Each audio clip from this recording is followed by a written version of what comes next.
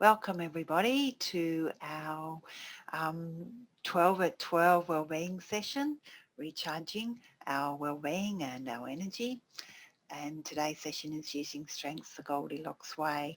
Before I start, I'd like to begin the session by acknowledging that we are presenting today from Nutrawitra, Aboriginal land, sea and waterways. And I acknowledge with deep respect the traditional custodians of the land where I'm meeting, the Palawa people, and acknowledge the traditional custodians of the land on which you all are situated at the moment. And in NAIDOC week, I want to acknowledge that this is Aboriginal land. It always was and it always will be. To recognise for 65,000 years, Aboriginal people, custodians of this land, and will continue to have their deep connections with this land. Thank you. Okay, I heard a beautiful NAIDOC acknowledgement today too. Just love the way they're being developed. So, using strengths the Goldilocks way. If you were here last week, and hopefully you were, but if you weren't, that's okay. You would know that our strengths are things that we enjoy doing, that we use often, and that they really energise us. And as Marcus Buckingham says, really, strengths make us feel stronger and our weaknesses make us feel weaker. So if we can tap into our strengths to feel stronger, not only, it's not stronger physical, but it's stronger mentally, it's stronger emotionally, and it's stronger socially. Makes more sense that we get to use them as often as we can, because we're going to tend to be at our best, do our best, be seen as our best. And just a really quick recap, the VIA character strengths that you can see in front of you were developed by a team of 55 scientists over 3 years to find out what's the best in people. They looked over cultures, they looked through history, they looked through religions, and they came up with 24 character strengths that we all have. And these character strengths are divided into 6 different virtues. Here they're named citizenship, courage, wisdom, transcendence, humanity and temperaments. And these help us do well, and they also make a positive difference for people around us. They were first developed as an alternative to the DSM. So if you are aware of the DSM, the Diagnostic Statistic Manual that psychologists use to assess and analyse where people are at when they're not at their best, when they're broken, when they're unwell. So this team of, alternatively, the team of positive psychologists that looked at this wanted to find out what it looks like when people are at the best and how do we assess that. So the VIA character strengths. And if you had a chance to assess, to do the free assessment on the VIA character strengths, do you want to put into chat one of your top strengths that you noticed?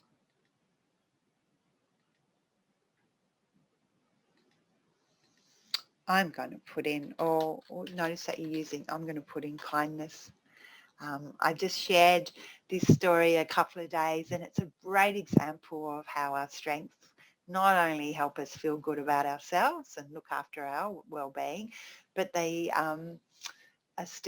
make a goodness for everyone else. Today is World Kindness Day, and I was texting someone to arrange to pick up a cupboard that she was selling, and her mother, she just said, I'll try and fit it in. I've got to pick up my mother from hospital. So in my text, I just said, look, I hope it goes really well picking up your mum from hospital, all the best. One thing, because I didn't want to stress her out anymore just with me picking up a cupboard. And she emailed me back and said, oh, thank you for your kindness. So I said, oh, well, it's World Kindness Day, nice coincidence.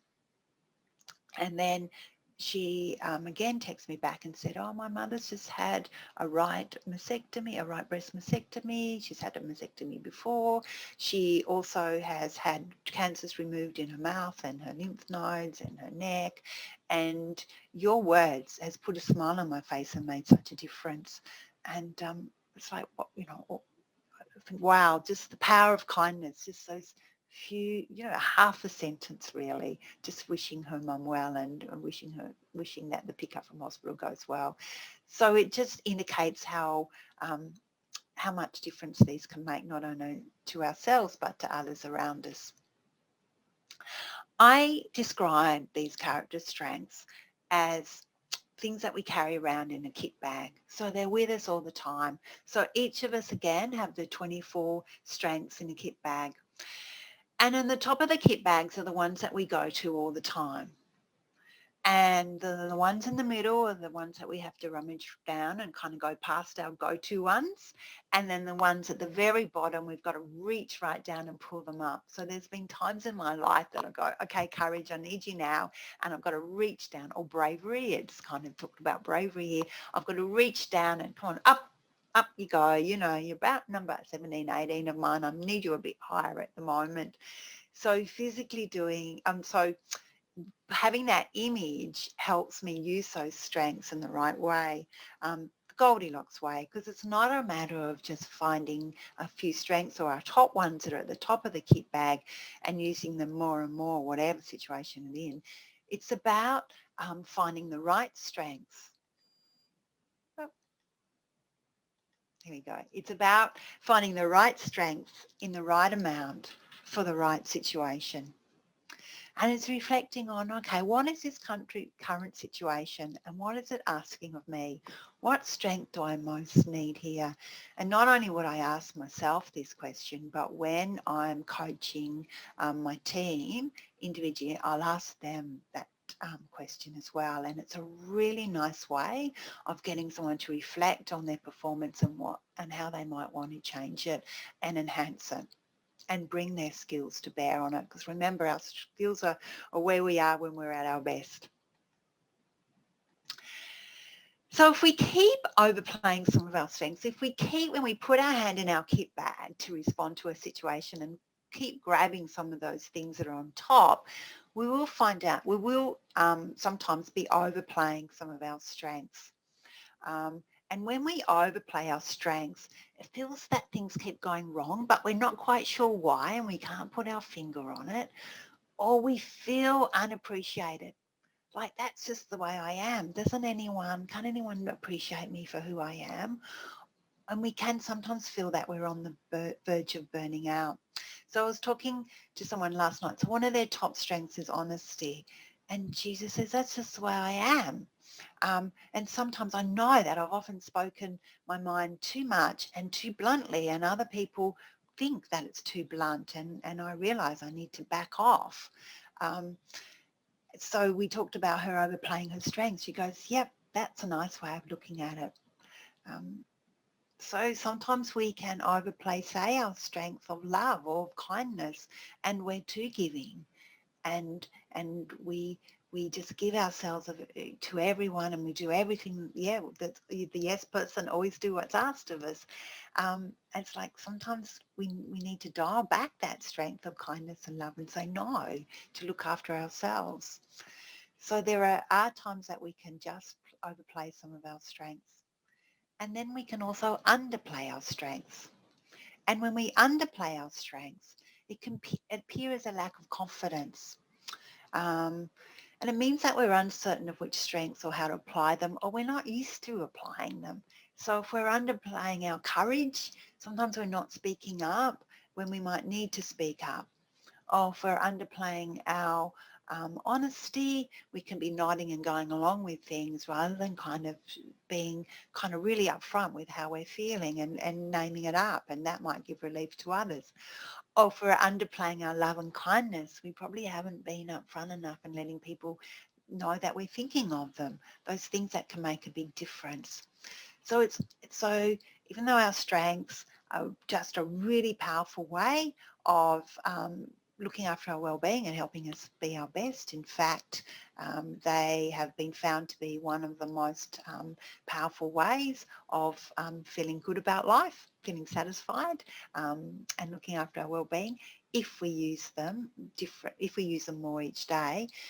But when you're using them each day, just make sure you're not overplaying or underplaying, or if you are, just reflect on that. So one thing that you can do is at the end of each week or at the end of each day, think, which character strengths have I seen come to the fore today? Which ones might have I overplayed or underplayed?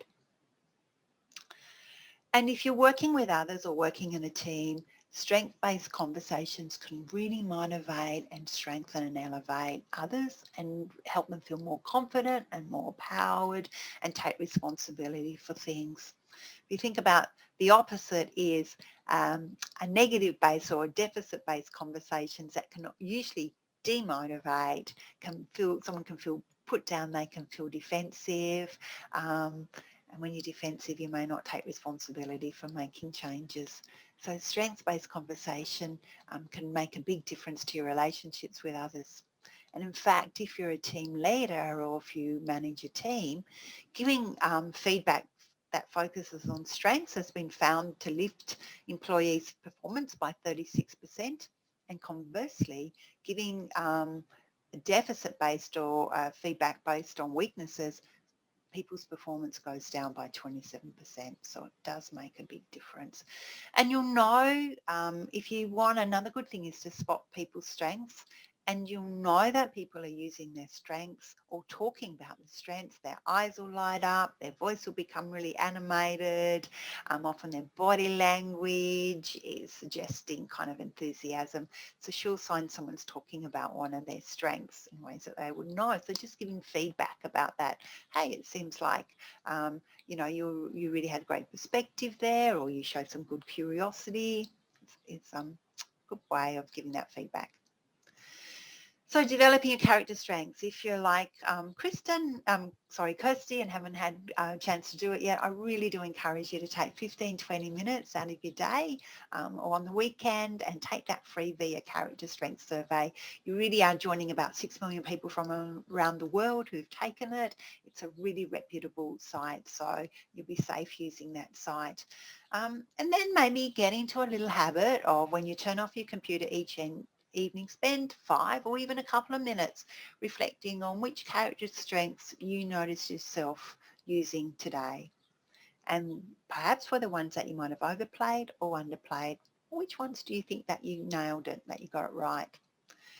And then you might want to choose one strength that you want to focus on getting to the Goldilocks amount for the next day and set an intention to do that. And as always, here's some great resources at VIA Institute on Character, where you can take the free strength survey. They've got abundance of resources, zillions of them, so feel free to play around on that site and download all they've got to offer. Michelle McQuaid does a great free ebook, How to Put Your Strengths to Work, and then it goes through each strength and gives some examples of how you can use it more, and also kind of gives you some tips and pointers if you might be underusing it or overusing it. So thanks for putting those up, Jane. That's the end of our 12 minutes again, probably 13 and a quarter minutes. Next week's session is Are We There Yet? And that's all about growth mindsets. How do we kind of foster a more of a growth mindset rather than a fixed mindset, and why does it matter, and what does it mean, and how can it make a difference to our well-being? So hopefully we'll see you there. Have a great weekend. See if you can get that strength survey and then spot strength in yourself and others. Spotting strengths in others is fun. Thank you all. Bye.